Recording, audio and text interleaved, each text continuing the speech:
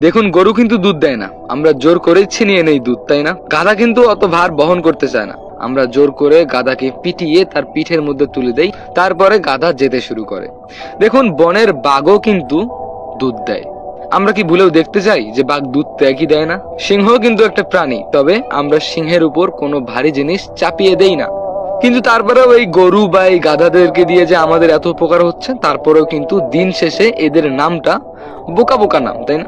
এই যে গরু, এটা এক ধরনের গালি। আমরা যাকে তাকে গালি দেই, গরু বলে, গাধা বলে গালি দেই। গাধারা অলস, মানে এই ধরনের একটা গালি বুঝায়, তাই না? কিন্তু তারা আমাদের অনেক উপকার করতেছে।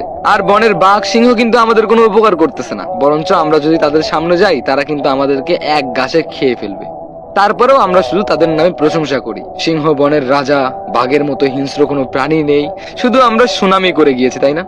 কিন্তু যেই মানুষগুলো আমাদের পাশে থাকে, আমাদেরকে সবসময় হেল্প করে, আমাদেরকে মানসিক শান্তি দেয়, সবসময় চায় আমরা সুখে থাকি, ভালো থাকি, সেই মানুষগুলোকেই আমরা গাধার চোখে দেখি, গরুর চোখে দেখি।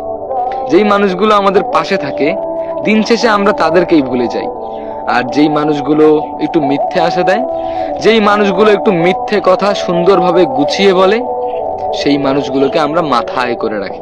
আসলে যেই মানুষগুলো আপনাকে সত্যিকারের ভালোবাসে, সত্যিকারের সাপোর্ট করে, সেই মানুষগুলো না সত্যিটাও অত সুন্দর করে গুছিয়ে বলতে পারে না। আর এই পুরো গল্পটা কিন্তু গরু আর গাধা বা সিংহ বাঘকে নিয়ে ছিল না, এটা ছিল আমাদের মানুষকে নিয়ে। আমরা শুধু তেলে মাথায় তেল দিতে জানি, জটা চুলের হাল কিন্তু আমরা কেউ বুঝতে জানি না।